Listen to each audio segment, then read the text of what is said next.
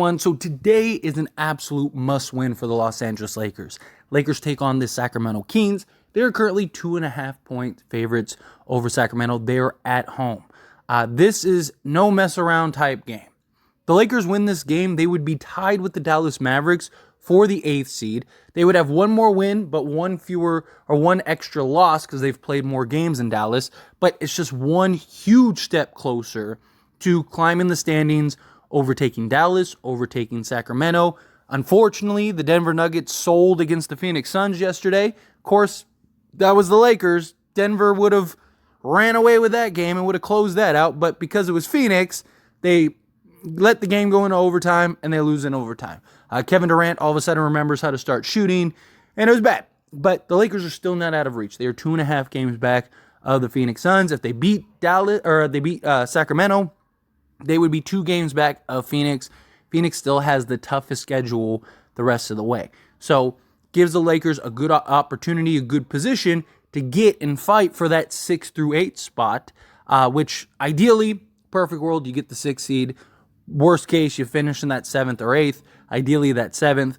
But you have tiebreakers over the Suns. You got to beat Sacramento. You don't have tiebreakers over Dallas, so you got to keep pace. You got to stay at least one game over the Dallas Mavericks the rest of the way. So this would be one good step, right? Because now you'd be 35-29.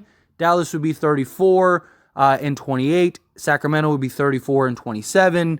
You could start heading in the proper direction. You still got Sacramento coming up in about a week, and then same thing with the Golden State Warriors. Got the Golden State Warriors coming up. You need both of those wins as well. Those 3 games out of our next 5, my opinion, are absolute, have to win those games. It's going to be tough to beat Sacramento twice. Sacramento has really had our number over the last few years, especially Anthony Davis. Sabonis has never lost to Anthony Davis. When I first heard that stat, like a year ago or whatever it was, I thought they were like talking about like something specific, like a specific stat or something. I didn't know they actually meant games played together.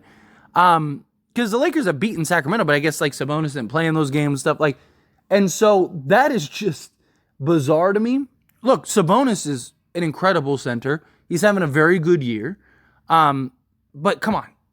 Anthony Davis is Anthony Davis. And it's time for Anthony Davis to show that he is Anthony Davis. AD's had struggles against those, kind of bigger European centers regardless. I think it's just the way that they are. They're the style of play that a lot of the European big men kind of play as is different from like the Americanized version. And I just think Anthony Davis at times just doesn't really know how to approach it, right? Like you see him against like Jokic and Zoo and like a lot of these European centers, they're still more physical, right? They're okay with getting into your chest. They also are good at playing out of the post. They're more kind of slow and methodical compared to like these faster athletic bigs, so the timing's different. It's a lot of factors that go into it, but still, you're Anthony Davis.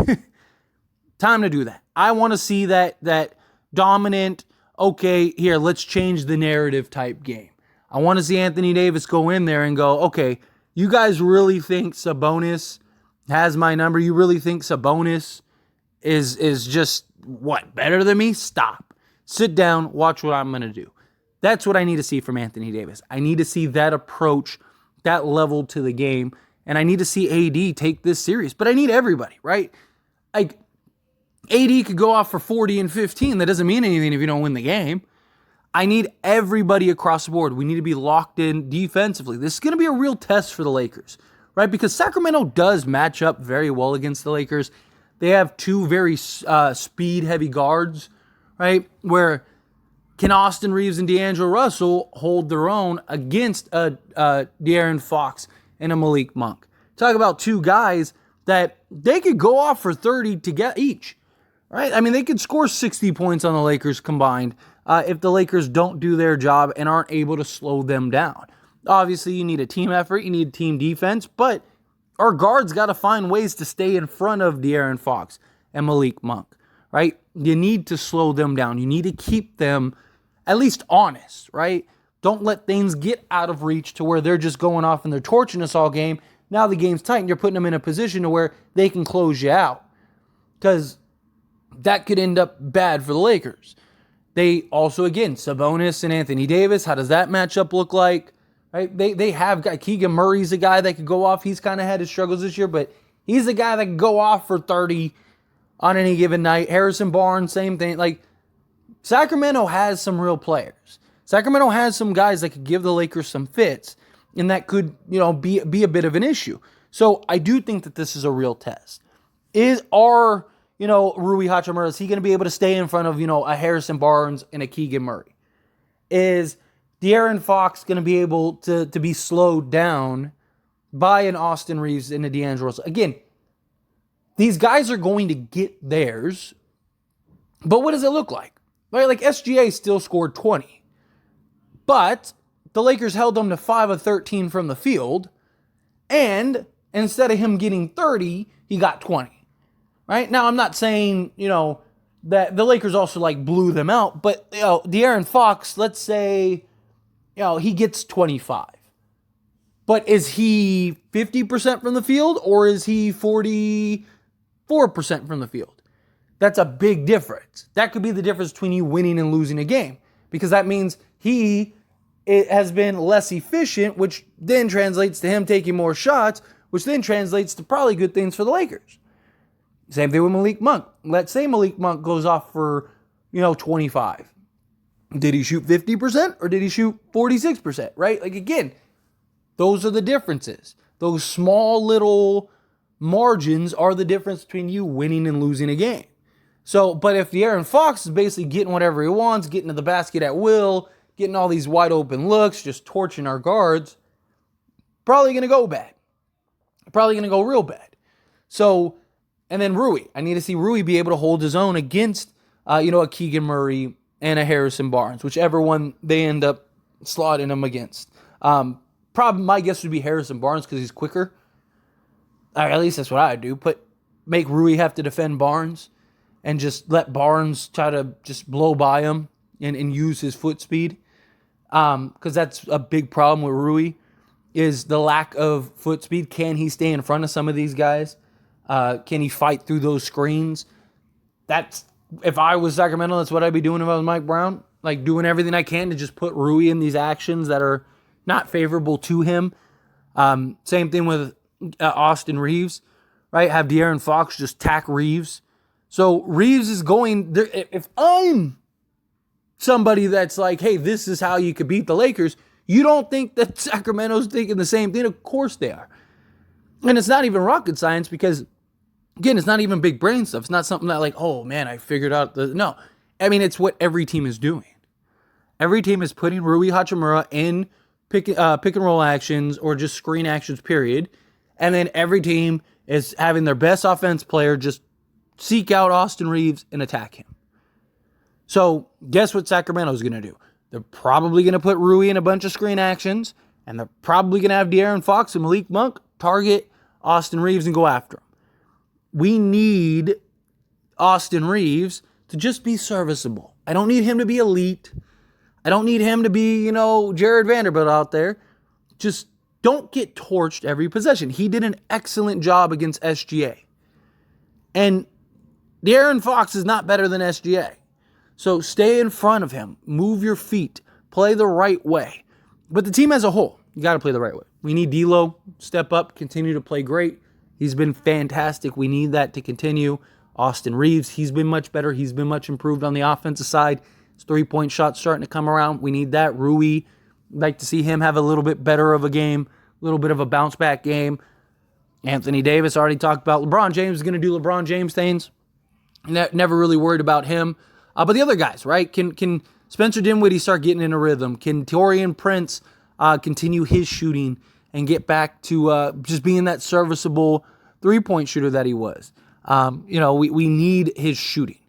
I know a lot of people are like really down on Taurean Prince and are like, oh, like Taurean Prince should never see the basketball court. He's very valuable. He's shooting nearly 39% from three on like 5 attempts per game.